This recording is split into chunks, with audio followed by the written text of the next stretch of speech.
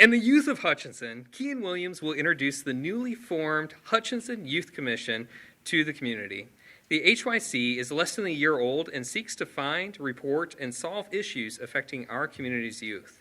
Talk20 Hutch is the perfect platform to begin sharing their findings with Hutchinson. Welcome, Kian.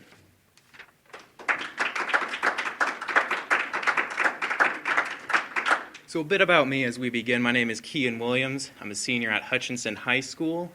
Throughout my 4 years, I participated in debate and forensics, all types of bands, Scholars Bowl, National Honor Society, and after all of that, if you'll believe it, I did play football for a year.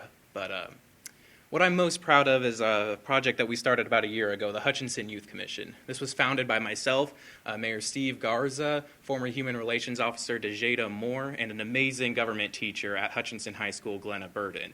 We got together and we realized and discussed that there needs to be a place for youth to elevate their voices in our community so we can talk about the issues impacting us and how we can impact our communities. So we did just that. We got a big group of amazing, dedicated, hardworking students who really care about our community. We got them together and now we're out presenting issues. That's what we want to do today, talk about some of the issues that we've found and just convey who we are to the community and start that process.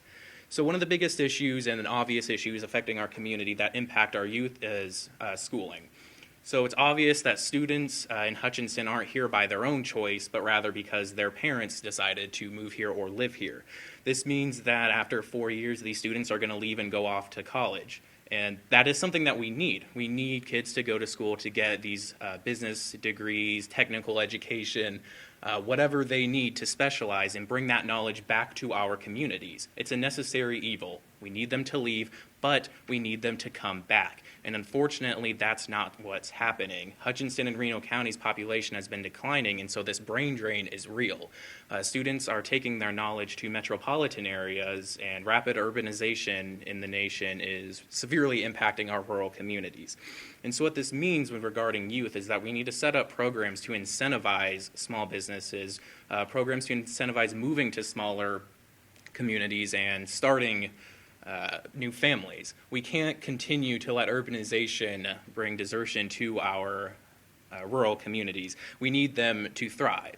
And I think that Hutchinson, Kansas, and Reno County are actually a perfect example of what needs to happen.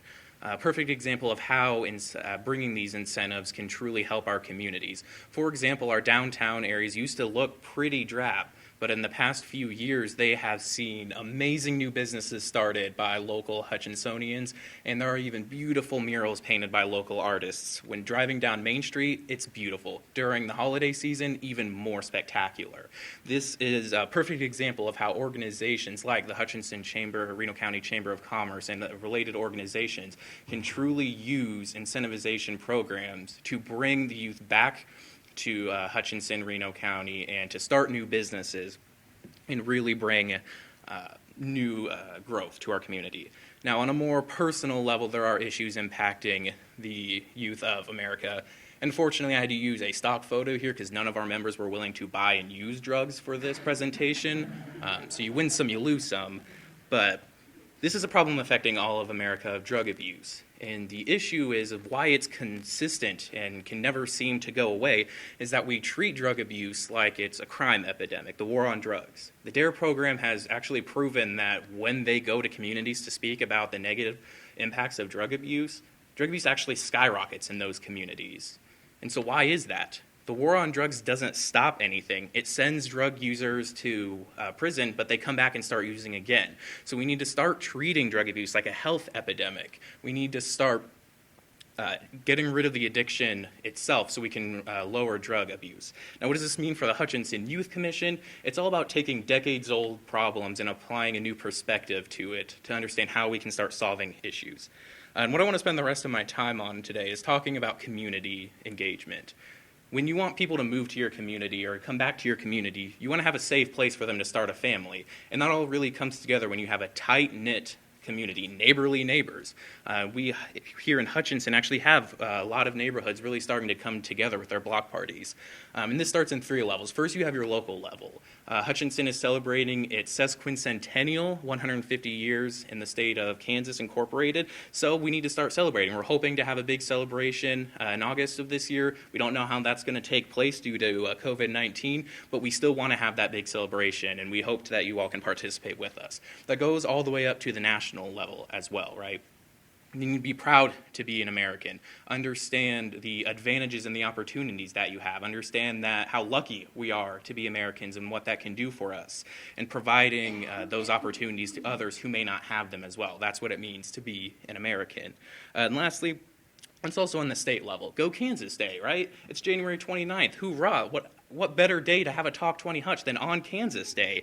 However, a poll of Hutchinson High School students that I conducted showed that less than 30% of students knew when Kansas Day even was. Now, why do we have such a lack of engagement? I'll tell you why we have such a lack of engagement right here. Harney Silt Loam, state soil, right? Kansas Day, not an official state holiday, right? It's not a public holiday. Schools aren't out. Government buildings aren't closed down. We can't be out celebrating with our community and families, but thank God we spent thousands of dollars lobbying to get Harney Silt Loam state status. This is the cause of all of the issues facing our communities right now, and I will stand by that statement. Our state has a wonderful history dating back all the way back to John Brown, right? Our state is built off of the principles of fighting for those who can't fight for themselves, ending discrimination, bleeding Kansas. We wanted to be a free state. We fought and died for that right. So let's celebrate that history. Let's be proud of our community. Let's celebrate that history instead of Harney Silt Loam and state soils. So as I bring my yearly Kansas Day rant to a close, I want everybody to think about their community. Think about our amazing prairies and sunflowers, our historical buildings, our buildings of the future and the final frontier. And no, we want all of that to stay. We don't want any of that to go. But we need the youth to come back, and we need youth voices elevated so that way we can understand those issues. And as I draw this presentation to a close, I want the youth watching and anybody who knows youth to share this presentation. Take that youth survey. We want to know what your issues are and how we can help you solve them. We want you to apply. We have a few spots open. We want to diversify, and we want to open up to all corners of our communities. And with that, I thank you so much for your time, and I really appreciate this opportunity. Thank you.